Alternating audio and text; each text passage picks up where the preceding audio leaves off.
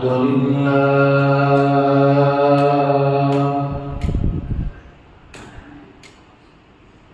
لله رب العالمين، والصلاة والسلام على سيد الأنبياء وأشرف المرسلين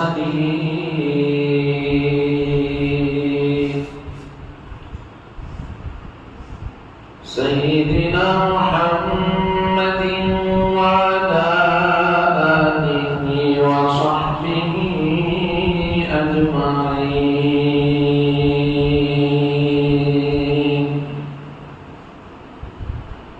أما بعد، فقد قال الله تبارك وتعالى في القرآن المجيد والفرقان الحميد: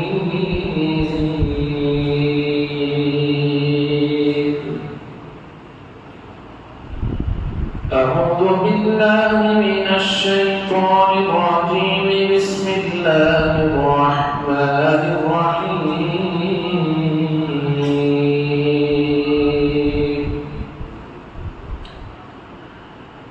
قل إن كنتم تحبون الله فاتبعوني يحببكم الله ويغفر لكم ذنوبكم، والله غفور رحيم.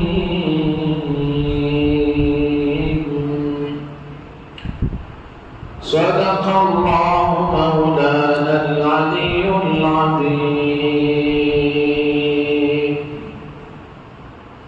وقال النبي صلى الله عليه وسلم: لا يؤمن أحدكم حتى أكون أحب إليه من والده وولده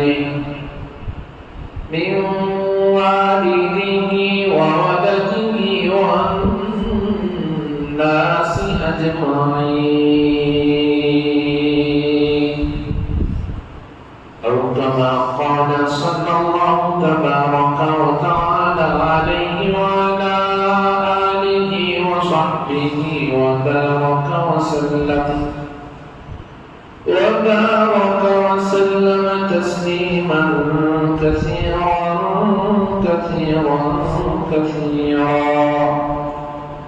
سبحانك لا علم لنا إلا ما علمتنا، إنك أنت العليم الحكيم.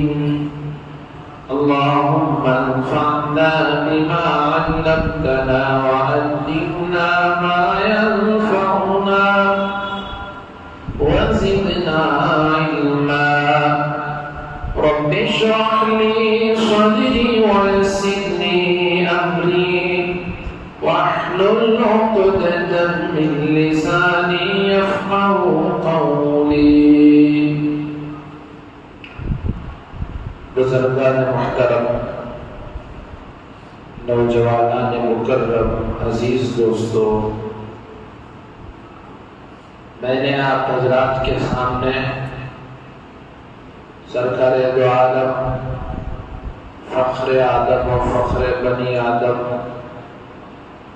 नबी मुहतशम, रसूल मुअज़्ज़म, सरवर कौनैन, साक़ी कौसर, शाफ़ी महशर, अहमद मुज्तबा मुहम्मद मुस्तफ़ा,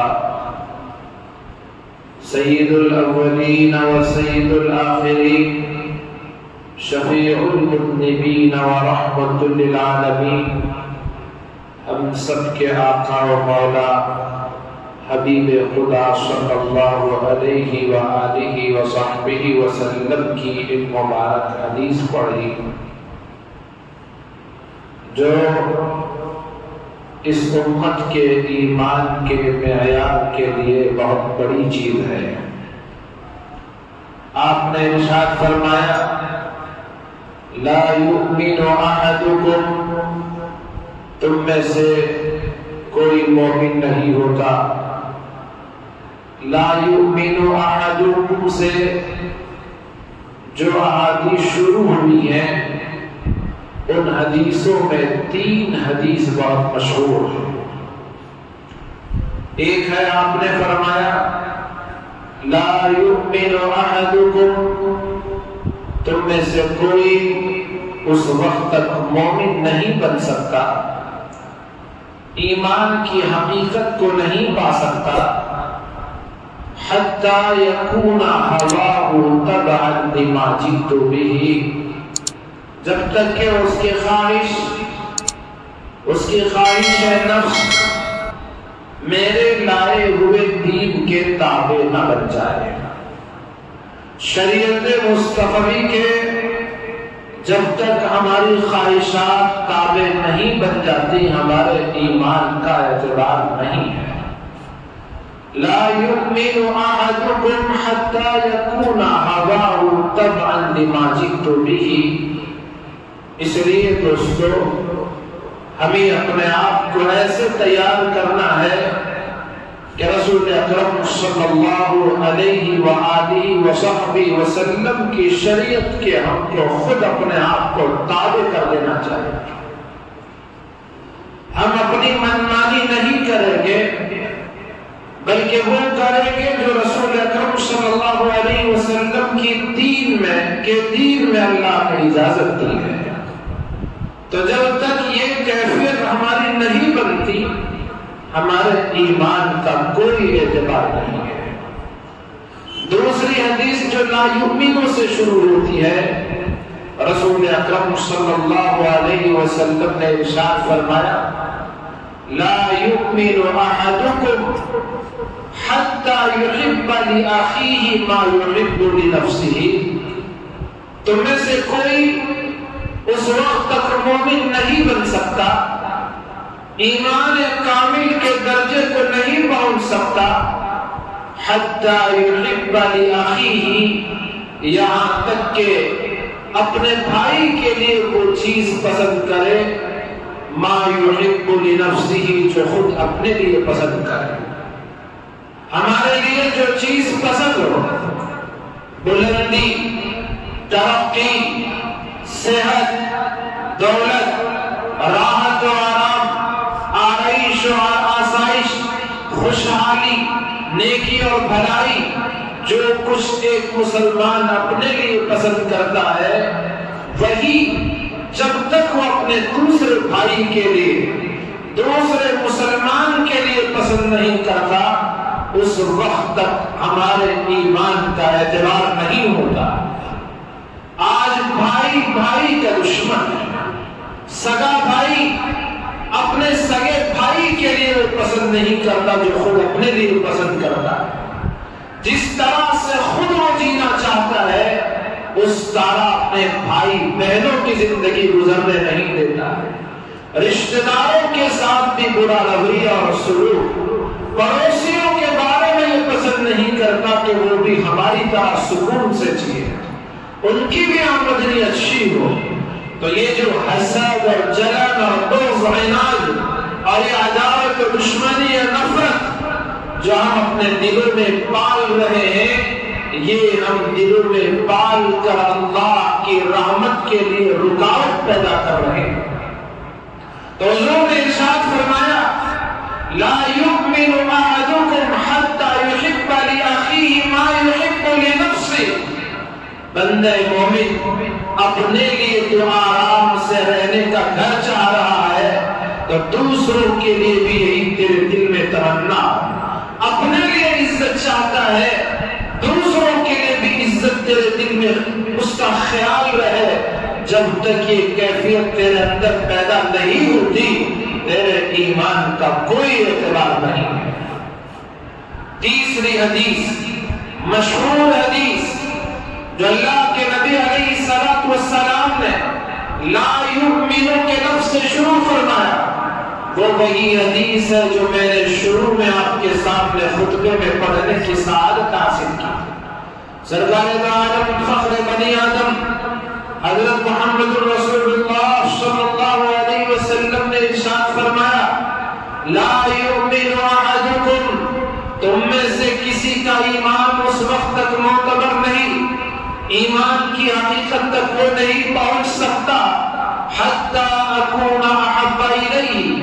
یہاں تک کہ میری ذات یعنی رسول اللہ صلی اللہ علیہ وسلم کی ذات اس کے نزدیک محبوب بن جائے، من والدہ اپنے والدین سے زیادہ، وولدہ اپنی اولاد سے بھی زیادہ، والناس اجمعین دنیا میں بسنے والے تمام انسانوں سے زیادہ، جب تک رسول اللہ ہمارے نزدیک محبوب نہ بن جائے، جب تک رسول اللہ کی ذات میری محبوب نہ بن جائے، میرے والدین سے بڑھ کر، میری اولاد سے بڑھ کر، دنیا کے تمام انسانوں سے بڑھ کر، خود اپنی ذات سے بڑھ کر، جب تک سرکار دو عالم صلی اللہ علیہ وسلم کی ذات محبوب نہ ہو جائے، میرا ایمان اس وقت تک کامل و مکمل نہیں ہو سکتا۔ میرے بھائیوں، انسان کی محبتیں دو طرح کی ہوتی، ایک محبت غیر اختیاری ہوتی ہے، ایک محبت اختیاری ہوتی ہے۔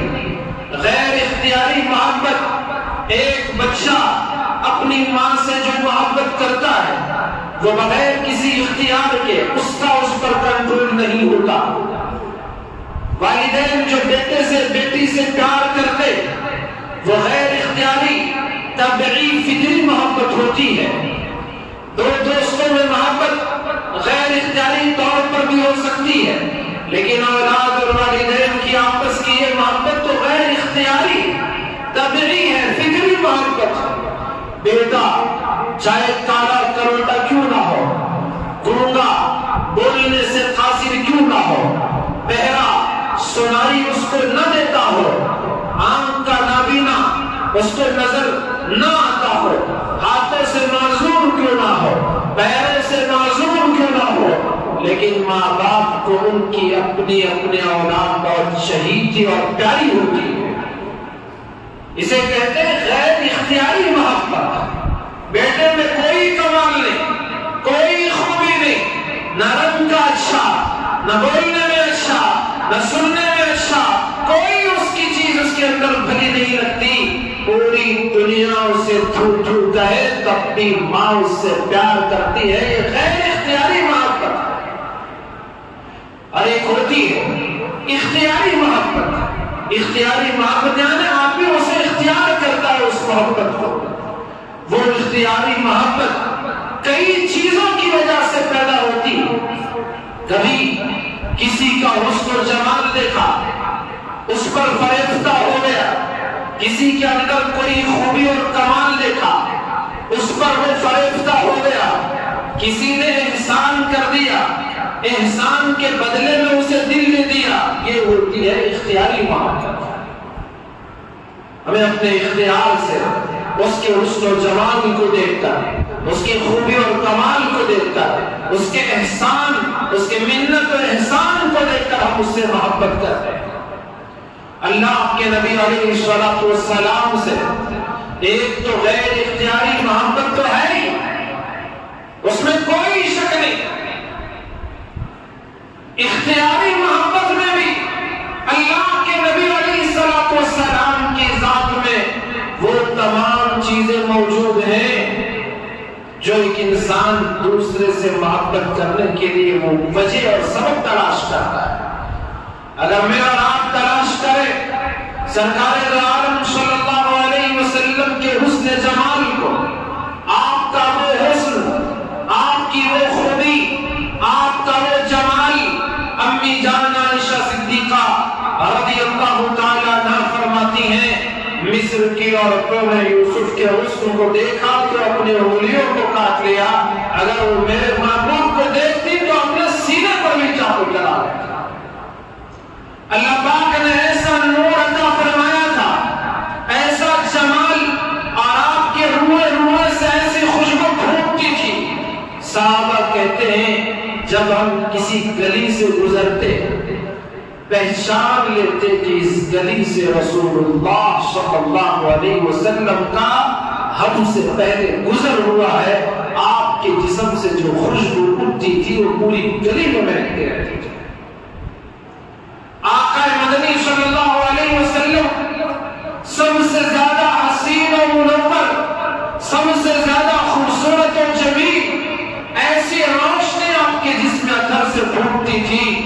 امی جان فرماتی ہیں کہ جب کبھی اندھیرے میں کوئی چیز مجھے ڈھونڈنی ہوتی اور گھر میں چراغ نہیں روشن ہوتا تھا، اللہ کے نبی کا انتظار ہوتا، آپ تشریف لاتے تو آپ کے نور اور روشنی میں اپنی سوئی کو کھوئی ہوئی چیزوں کو تلاش کر لیا کرتے تھے۔ حسن و جمال بھی با کمال، صحابہ کرام بڑے سیدھے سادے، ان کے پاس بناوٹ، کسی چیز کو تکلف کر کے بولنا، تصنع کر کے بنا سجا کے بولنے کی عادت نہیں۔ جو بولتے تھے برما بولتے تھے، جو بولتے تھے کھلم کھلا بولتے تھے، جو بولتے تھے سیدھا سادہ بولتے تھے۔ صحابہ کہتے ہیں ایک صحابی کہ میں 14ویں رات میں کبھی چاند کو دیکھتا، کبھی آقا کے چہرے انور کو دیکھتا، کبھی چاند کو دیکھتا۔ 14ویں رات میں تو بدر کامل ہوتا ہے، مکمل چاند ہوتا ہے، میں کبھی اس آسمان کے چاند کو دیکھتا اور کبھی اس زمین کے چاند کو دیکھتا، یعنی رسول اللہ کے چہرے انور کا دیدار کرتا۔ اور وہ کہتے ہیں میرے رب کی قسم، آسمان کے چاند سے یہ زمین کا، میرے محبوب کا چہرہ، یہ چاند زیادہ خوبصورت ہے۔ اللہ کے نبی علیہ السلام کو اللہ پاک نے حسن کامل سے نوازا تھا۔ میرے استاد محترم شیخ الحدیث محدث اعظم حضرت مفتی اشرف علی صاحب رحمۃ اللہ علیہ، اللہ آپ کی قبر پر انوارات کی بارش فرمائے، درجات کو بلند فرمائے۔ آپ حسن یوسف اور رسول اکرم صلی اللہ علیہ وسلم کا جب تذکرہ فرماتے تو فرماتے کہ جو حدیث میں ہے کہ یوسف کو آدھا حسن دیا گیا، قد اوتی شطر الحسن، حضرت یوسف علیہ السلام کو پوری دنیا کے انسانوں کا آدھا حسن تنے تنہا حضرت یوسف کو ملا۔ قربان جائے میرے رب کے اس احسان پر کہ جب جنت میں جانے کی باری آئے گی، مومن مسلمان اللہ کا چاہنے والا، نبی علیہ السلام کا دیوانہ، نماز قائم کرنے والا، قرآن کو سینے میں بسانے والا، اللہ کے حکموں پر عمل کرنے والا، رسول اللہ کی سنتوں پر عمل کرنے والا، جب اس کے جنت میں جانے کی باری آئے گی تو ان کالے کلوٹے چہروں کے ساتھ نہیں بلکہ حسن یوسف کے ساتھ جنت میں داخل ہوگا۔ اللہ پاک تمام جنتیوں کو حسن عطا فرمائے۔ تو یہ جو حدیث میں آیا کہ یوسف علیہ السلام کو آدھا حسن دیا گیا، تو اس پر تشریح کرتے کرتے شیخ الحدیث فرمایا کرتے تھے آدھے حسن سے مراد رسول اللہ صلی اللہ علیہ وسلم کو جو حسن ملا تھا وہ حسن کامل تھا، اس کا آدھا حسن حضرت یوسف علیہ السلام کو نوازا گیا تھا۔ تو ایسے حسین و کامل اگر محبت کی وجہ حسن و جمال ہے، خوبصورتی ہے، دلکشی ہے، جاذب نظری ہے، تو دنیا میں آپ جیسا کوئی پیدا نہیں ہوا اور نہ ہو سکتا ہے۔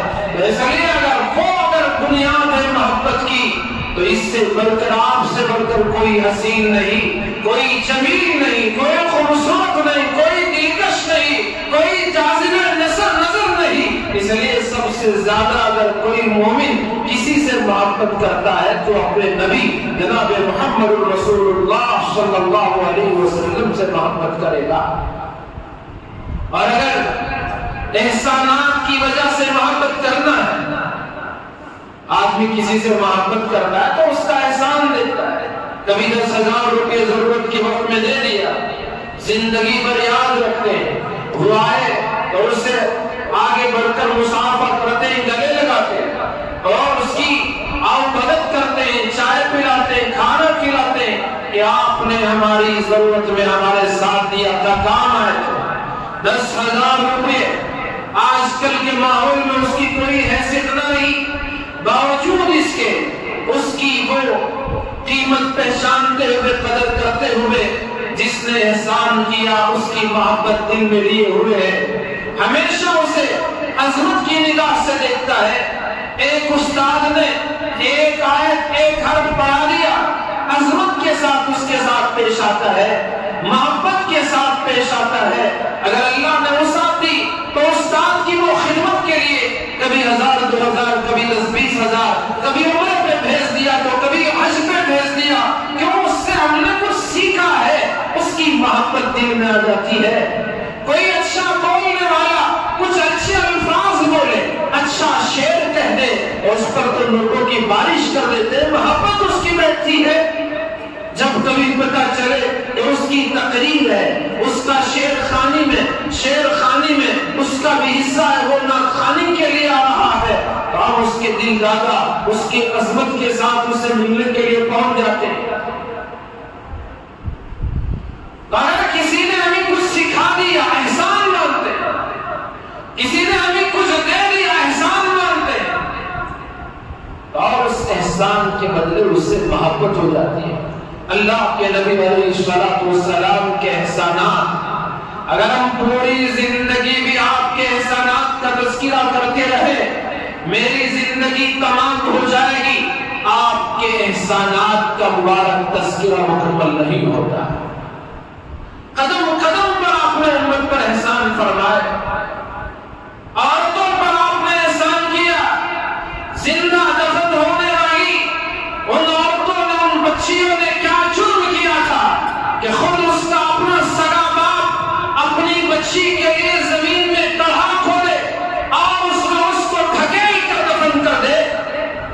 کیا جرم تھا ان بچیوں کا، کیا غلطی انہوں نے کی تھی، کیا ان عورتوں کی غلطیاں تھیں جن کو منحوس سمجھا جاتا تھا اور ایسی نحوست تصور کیا جاتا کہ ان کو اپنے گھر میں پلنے کا موقع بھی نہیں تھا، ان کو جینے کا حق ہی بنا نہیں تھا.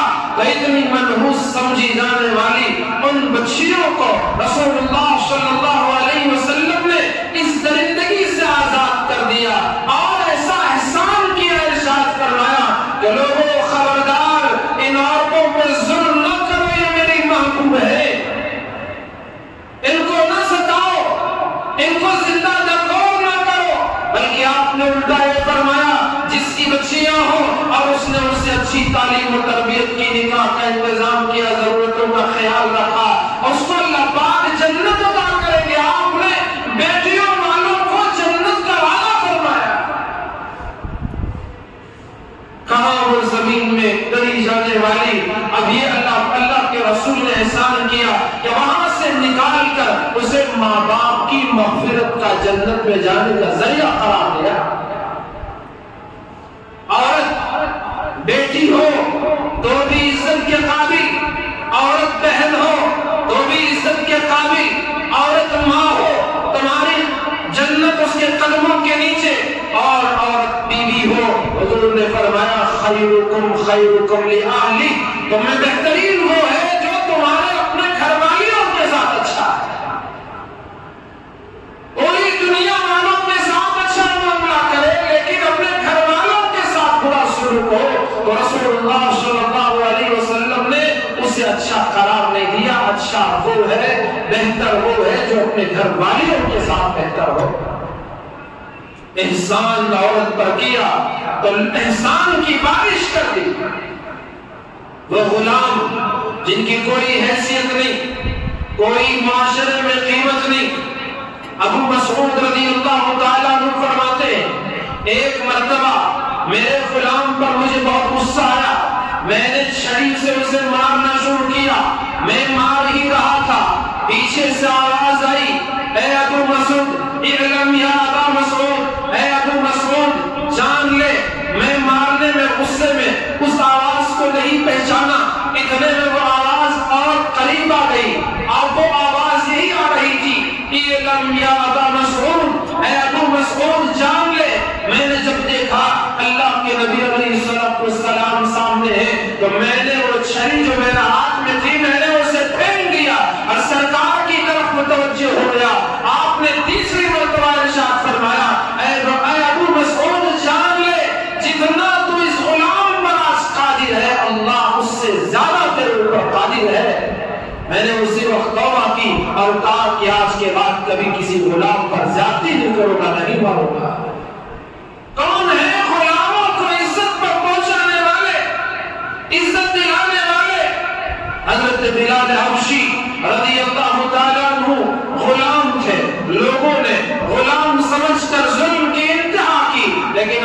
نبی علیہ السلام کی خدمت اقدس میں جب پہنچے، آپ پر ایمان لائے اور آپ مومن بنے، رسول اکرم صلی اللہ علیہ وسلم کے احسانات کو دیکھا، آپ کے غلام بن گئے، تو اللہ کے نبی نے آپ کو غلام نہیں بلکہ اپنا مؤذن بنایا اور اعلان کیا کہ بلال کی گردن، مؤذنوں کی گردن قیامت میں دوسروں سے اونچی ہوگی اور تمام مؤذنوں کے سردار میرا ہے بلال بنا رضی اللہ تعالی۔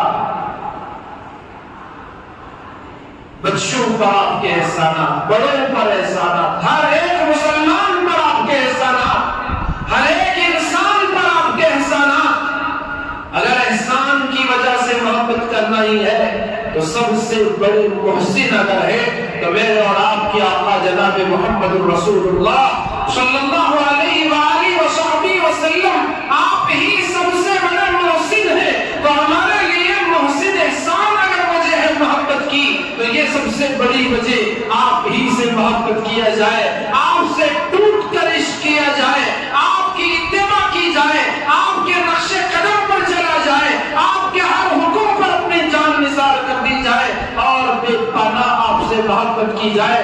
میں نے شروع میں عرض کیا تھا محبت انسان دو طرح کی انسان کو محبت ہوتی ہے، ایک محبت اختیاری محبت ہوتی ہے، ایک محبت غیر اختیاری محبت ہوتی ہے۔ جو اختیاری محبت میں نے آپ کے سامنے اس کی تھوڑی سی وضاحت کی کہ حسن و جمال کی وجہ سے انسان محبت کرتا ہے، یہ اختیاری محبت ہے۔ اگر کسی کے خوبی اور کمال کی وجہ سے محبت کرتا ہے تو یہ بھی غیر اختیاری، یہ بھی ایک اختیاری محبت ہے۔ اسی طرح سے انسان کسی کے احسان کی وجہ سے محبت کرتا ہے تو یہ بھی اختیاری محبت ہے۔ تو یہ سب کچھ رسول اکرم صلی اللہ علیہ وسلم کی ذات میں بدرجہ عدم موجود ہے۔ حسن و جمال میں لاجواب آپ ہیں، خوبی اور کمال میں آپ بے مثال ہیں، اور احسان کی بات ہی تو کیا ہے، آپ نے تو احسان کی بارش ہی کر دی اس امت پر، انسانیت پر۔ تو اس لیے اللہ کے نبی علیہ السلام سے اگر اختیاری محبت کسی کو ہے تو بے پناہ ہونی چاہیے۔ یہ تمام اسباب آپ میں اکٹھے موجود ہیں جس کی وجہ سے انسان محبت کرتا ہے۔ اور دوسرا غیر اختیاری محبت، میں نے شروع میں عرض کیا، والدین سے جو بچہ محبت کرتا ہے اور والدین جو اپنی اولاد سے محبت کرتی ہے وہ غیر اختیاری محبت ہوتی ہے۔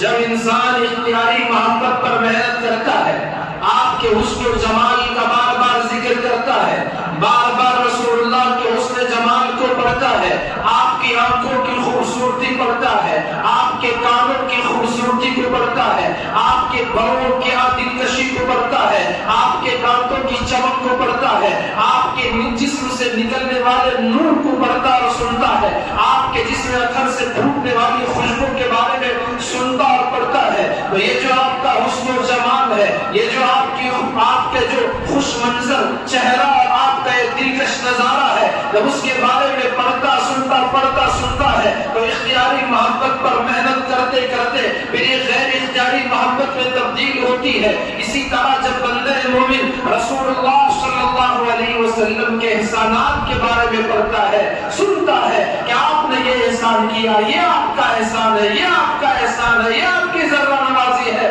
یہ آپ کی طرف سے امت کو تحفہ ملا ہے، یہ امت کو ہدیہ ملا ہے، یہ احسان ہے۔ زندگی گزارنے کا جو میرے محبوب نے طریقہ سکھایا، اٹھنے کا، بیٹھنے کا، سونے کا، جاگنے کا، چلنے کا، دوڑنے کا اور کاروبار کا، گھر بار کا، سب کچھ جو آپ نے طریقہ دکھایا، ایک ایک بھی رسول اللہ کا احسان ہے۔ جب اس کو بار بار پڑھے گا، بار بار سنے گا تو یہ انسان اختیاری محبت کا شکار ہوتا ہے۔ اسی طرح سے آپ کے اگر کمالات کو دیکھیں، اللہ اکبر کیسے کمال اللہ پاک نے آپ کو بنایا تھا۔ دین کو جب کمال کرنے کی باری آئی، اللہ نے فرمایا الیوم اکملت لکم دینکم، میرے محبوب نہیں آئے تھے اس لیے انسانوں تک دین کو تمہارے لیے مکمل ہم نے نہیں کیا، اب میرا محبوب آ چکا ہے اور انسانوں تمہارے لیے ہم نے تمہارے دین کو مکمل کر دیا۔ واتممت علیکم نعمتی، اور میری نعمت کو میں نے تم پر تمام کر دیا۔ ورضیت لکم الاسلام مدینہ اور دین اسلام ہی ہم تمہارے لیے پسند کرتے ہیں. تو یہ اللہ تبارک و تعالیٰ نے آپ کو جو بھی عطا کیا, کامل عطا کیا, مکمل عطا کیا, سب چیزوں کا کمال عطا کر دیا, اور انبیاء کو جو کچھ دیا سب کچھ ایک رسول اللہ صلی اللہ علیہ وسلم کو اللہ تبارک و تعالیٰ نے عنایت فرمایا. تو آپ کا کمال تھے, ہر چیز کا کمال اللہ پاک نے آپ کو عطا فرمایا تھا. آپ کی امت ایسی جو دوسری امتوں سے زیادہ کمال رکھتی ہے, آپ کا دین ایسا جو اور ادیان سے زیادہ کمال رکھتا ہے, آپ کی شریعت ایسی جو اور شریعتوں سے زیادہ کمال رکھتی ہے, اور آپ کی کتاب ایسی جو اور کتابوں سے زیادہ کمال رکھتی ہے. قربان جائے آپ کا زمانہ بھی وہ جو اور زمانوں سے زیادہ کمال رکھتا ہے. تو ہر چیز میں آپ کو کمال حاصل تھا. تو اگر کمالات, خوبی ایک محبت کی وجہ ہے تو بھی رسول اللہ سے محبت ہونی چاہیے. احسانات ہے تو بھی رسول اللہ سے محبت ہونی چاہیے. اور آپ کا حسن و جمال ہے, بے مثال ہے, تو بھی آپ سے محبت ہونی چاہیے.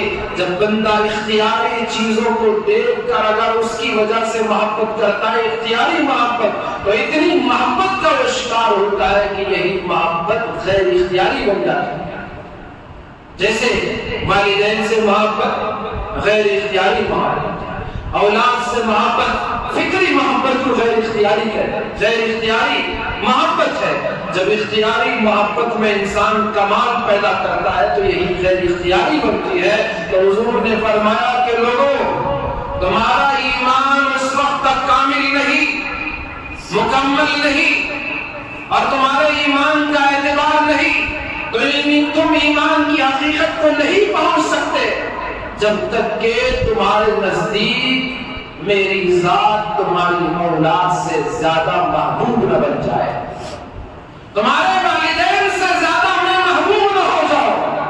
اولاد اور ماں باپ سے کون سی محبت انسان کرتا ہے؟ غیر اختیاری. اختیاری محبت سے آگے بڑھ کر غیر اختیاری طور پر کرتا ہے. بلا وجہ نہ اس کو جمال دیکھتا ہے, نہ کوئی خوبی اور کمال دیکھتا ہے, اور نہ کوئی اور چیز دیکھتا ہے, ویسے انسان محبت کرتا ہے. حضور نے فرمایا کہ جب تک یہ معیار تمہارا نہ بن جائے اس وقت تک ایمان کے کمال کا اعتبار نہیں. تو اس لیے اللہ کے نبی علیہ السلام سے محبت کرنے والوں نے اپنی محبت کے انتہا کر دی. سرکار مدینہ حضرت محمد رسول اللہ صلی اللہ علیہ وآلہ وسلم پر جب مکے کے لوگوں نے مکے میں رہنا دشوار کر دیا, اللہ کی حکمت بالغہ کے تحت آپ کو مکہ مکرمہ چھوڑ کر مدینہ منورہ جانا تھا. جیسے ہی مدینے کے انصار کو, مدینے کے بزرگوں کو, مدینے کے انسانوں کو, لوگوں کو, مسلمانوں کو, مدینے کے بچوں اور بچیوں کو اطلاع ملی کہ سرکار دو عالم مکہ چھوڑ چکے ہیں اور مدینہ منورہ کی طرف آپ تشریف لا رہے ہیں, جیسے ہی لوگوں کو اطلاع ملی, ہر دن صبح صبح یہ اپنے گھروں سے نکلتے, باہر نکلتے دیکھنے کے لیے کہ سرکار دو عالم حضرت محمد رسول اللہ صلی اللہ علیہ وسلم ہو سکتا ہے کہ آج صبح تشریف لے آئے, اور بہت دیر انتظار کرتے. جب پتہ چلتا کہ آپ آج نہیں آئے تو پھر اپنے گھروں کے اپنے کام میں لگ جاتے, اگلے دن انتظار کرتے. یہی سلسلہ چلتا رہا یہاں تک کہ رسول اکرم صلی اللہ علیہ وسلم کے انتظار کی, آپ کی آمد پربہار کی گھڑیاں جب ختم ہو گئی تو اس وقت وہ مدینے کی بچیوں نے آپ کی آمد میں ترانہ گایا, طلع البدر علینا من ثنیات الوداع وجب الشکر علینا ما دعا للہ داعی. یہ اللہ کے نبی علیہ السلام, یہ بدر کامل 14ویں کا چاند طلوع ہو چکا ہے. طلع البدر علینا من ثنیات الوداع, اب ہم پر اللہ کا شکر واجب ہو چکا ہے, ہم پر اللہ کا شکر واجب ہو چکا ہے. یہ محبوب ہمارے شہزاد ہے. مدینے کے ہر قبیلے کے لوگوں کی یہ خواہش تھی کہ اللہ کے نبی علیہ السلام ہمارے قبیلے میں رک جائیں. ہر گھر کے فرد کی خواہش تھی کہ اللہ کے نبی میرے مہمان بن جائیں, میرے یہاں رک جائیں, آپ کا قیام ہمارے یہاں ہو جائے. ہر ایک کو انتظار تھا. اللہ کے نبی سے آگے بڑھ کر گزارش کرنے لگے, اللہ آپ مکے کے رہنے والے اب ہمارے شہر آئے، میرے گھر چلے، میرے گھر چلے، میرے گھر چلے، سب کو انتظار ہے اور سب نے اصرار پر اصرار کیا۔ سرکار دو عالم صلی اللہ علیہ وسلم نے ارشاد فرمایا، لوگوں تم میری اونٹنی کو چھوڑ دو، اسے حکم ملا ہے، وہ اللہ کی طرف سے مامور ہے، اسے اللہ کی طرف سے حکم ہے، وہ میری منزل کی طرف وہ خود آگے بڑھے گی اور وہاں رک جائے گی تو سمجھنا وہی میرا مقام ہے، میں انہی کے گھر مہمان بننے والا ہوں۔ اونٹنی چلتی گئی اور قسمت جاگ اٹھی حضرت ابو ایوب انصاری رضی اللہ تعالیٰ عنہ کی، ان کے گھر کے پاس اونٹنی رک گئی۔ سرکار دو عالم صلی اللہ علیہ وسلم ان کے گھر میں قیام فرمایا۔ یہ دونوں میاں بیوی گھر کی دو منزلیں تھی، ایک نیچے کا حصہ ایک اوپر کا حصہ، تو انہوں نے سوچا کہ آپ صلی اللہ علیہ وسلم سے ملاقات کرنے والے بہت سے لوگ ہیں، صبح بھی آپ سے ملاقات کے لیے آئیں گے، دن میں بھی آئیں گے، رات میں بھی آئیں گے، اب تو مدینے میں آسمان کا کیا پوری کائنات کا چاند آ چکا ہے، تو اس لیے ہر ایک آپ کی زیارت کے لیے آئیں گے، آپ کو دیکھنے کے لیے آئیں گے، آپ کا کلمہ پڑھنے کے لیے آئیں گے، آپ سے مسئلے معلوم کرنے کے لیے آئیں گے، روحانی بیماری والے بھی آئیں گے، جسمانی بیماری والے بھی آئیں گے، اور آپ سے وہ اپنے علاج کرا کے جائیں گے، ایمان کی دولت پا کر جائیں گے۔ تو آپ اگر اوپر ٹہل جائیں گے تو آپ کو دقت ہوگی، لوگوں کو بھی تکلیف ہوگی، تو اس لیے انہوں نے سوچا اوپر کی منزل کے بجائے آپ نیچے قیام فرمائیں تو بڑا اچھا ہوگا، تو اس لیے یہ دونوں اپنا سامان اوپر منتقل کر کے اوپر رہنے لگے اوپر کے حصے میں، اور نیچے اللہ کے نبی کو ٹھہرایا۔ سرکار دو عالم حضرت محمد رسول اللہ صلی اللہ علیہ وسلم کے رہنے کا انتظام کیا۔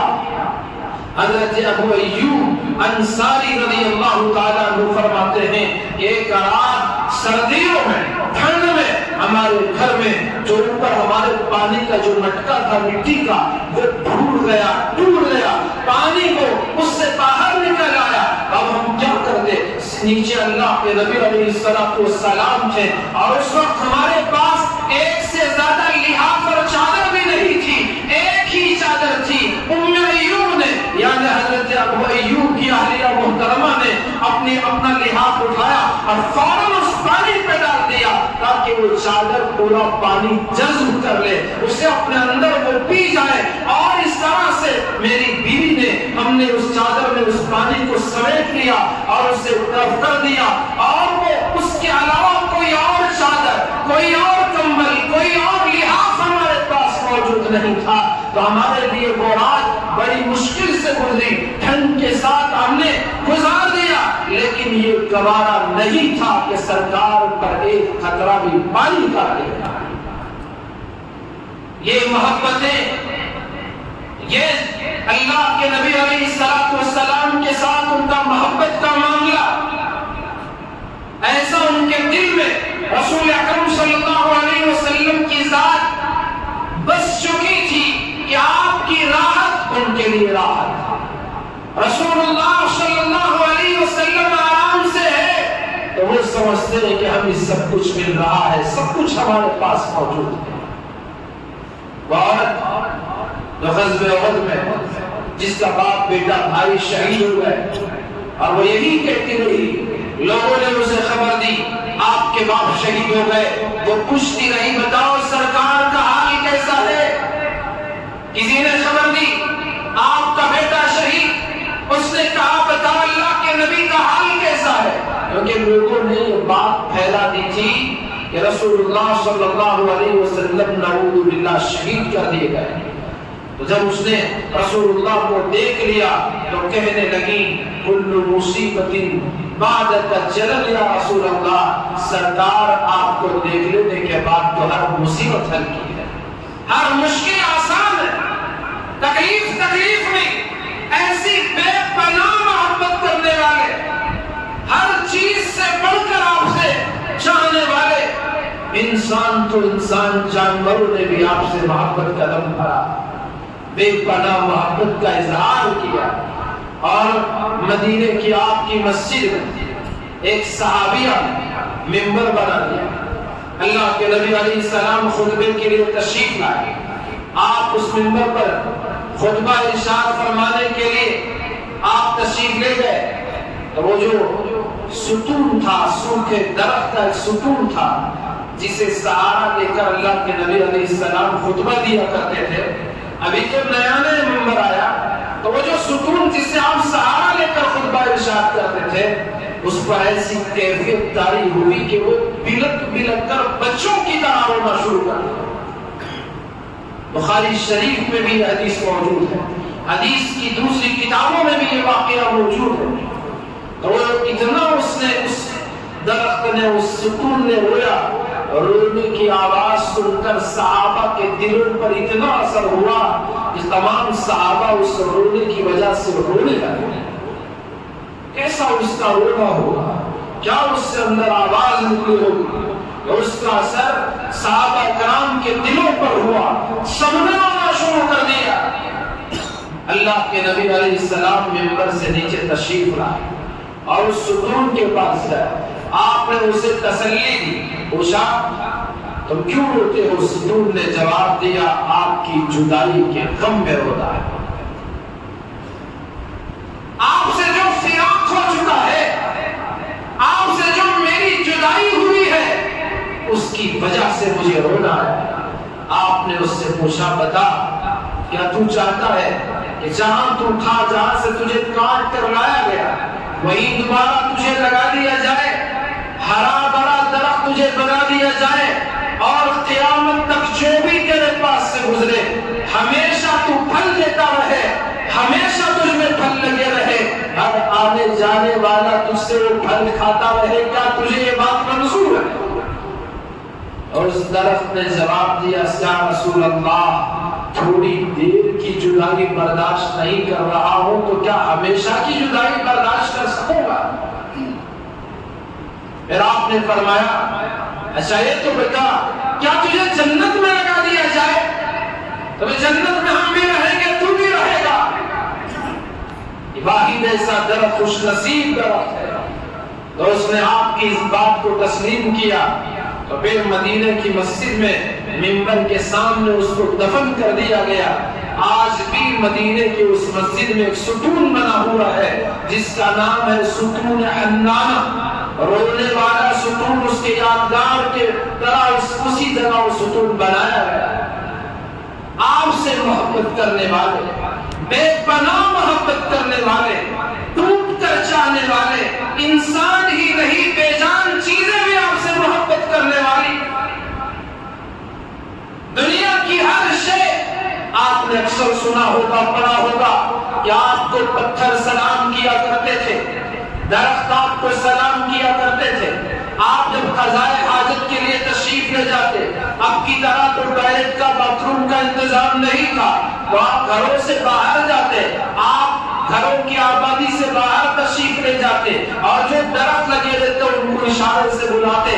جیسے ہی وہ اشارہ کرتے درخت اپنی جگہ سے چیرتے ہوئے آپ کے پاس پہنچ جاتے، آپ کا سایہ کرتے، اور آپ جب قضائے حاجت سے فارغ ہوتے دوبارہ اپنی جگہ پہنچ جاتے اور آپ کے اس مبارک چیز کو، آپ کے اس گزرے کو زمین سعادت سمجھ کر اپنے اندر لے لیتے تھے. آپ کی ہر چیز سے، آپ کی ذات سے دنیا کی ہر چیز کو محبت ہے. محبت نہیں ہے تو میرے دوستو ہمارے اندر آپ کی محبت نہیں. ہم آپ سے اس طرح نہیں چاہتے، اس حد تک آپ سے محبت نہیں کرتے جو حد اللہ کو مطلوب ہے، جو حد رسول اللہ صلی اللہ علیہ وسلم کو مطلوب ہے. جس طرح سے محبت زندگی کا تقاضا کرتی ہے، ہمارے اعمال کا تقاضا کرتی ہے، اس حد تک ہماری محبت ابھی تک نہیں پہنچ پائی. میرے دوستو اس پر محنت کی بھی ضرورت ہے. میں نے آپ کے سامنے تھوڑی دیر پہلے یہ بات بتائی کہ جب انسان اختیاری چیزوں میں کھنگالتا ہے، اس کو جمال کو دیکھتا ہے، خوبی اور کمال کو دیکھتا ہے، احسانات کو دیکھتا ہے، تو اس کی وجہ سے اس کی محبت بڑھتی چلی جاتی ہے، بڑھتی چلی جاتی ہے. تو ہمیں بار بار رسول اکرم صلی اللہ علیہ وسلم کی سیرت کا مطالعہ کرنا چاہیے. پڑھنا چاہیے، آپ کے کمالات کو پڑھنا چاہیے، آپ کے حسن و جمال کو پڑھنا چاہیے، آپ کے احسانات کو پڑھنا چاہیے، بار بار سننا چاہیے، بار بار پڑھنا چاہیے۔ اور اس کی وجہ سے جو انسان کی محبت ہے، اختیاری محبت، جو انسان کمالات کا دل دادا ہے، حسن و جمال کا دل دادا ہے، احسان کے تلے آ کر وہ محبت کرتا ہے، اپنا دل دے دیتا ہے، تو یہ جو اختیاری طور پر محبت بڑھتی ہے، اللہ کے نبی علیہ السلام میں اللہ نے یہ تمام خوبیاں بدرجہ عدم مکمل کامل و اکمل طریقے سے رکھ دی ہیں۔ تو بار بار جب اس کو پڑھیں گے، بار بار جب اس کو سنیں گے، تو اختیاری محبت بڑھتی چلی جائے گی، اور بڑھتے بڑھتے بڑھتے بڑھتے ایک وقت وہ آئے گا یہ اختیاری محبت غیر اختیاری محبت کی طرح بن جائے گی۔ جیسے ماں باپ سے محبت ہوتی ہے، اولاد سے محبت ہوتی ہے، تو اس سے بڑھ کر ہم رسول اللہ صلی اللہ علیہ وسلم سے محبت ہوتی ہے۔ تبھی تو حضرت ابو بکر کے بیٹے نے ان سے کہا کہ ابا جان، جنگ میں آپ میرے نشانے پر آ گئے تھے، لیکن میں نے آپ کو اس لیے چھوڑ دیا کہ آپ میرے باپ ہیں۔ حضرت ابو بکر نے جواب دیا، اگر تم میرے نشانے پر آتا تو تجھے میں بیٹا سمجھ کر نہیں چھوڑتا، میں تجھے جہنم رسید کر دیتا۔ محبت جب اختیاری پر محنت ہو تو پھر وہ غیر اختیاری محبت میں بدل جاتی ہے۔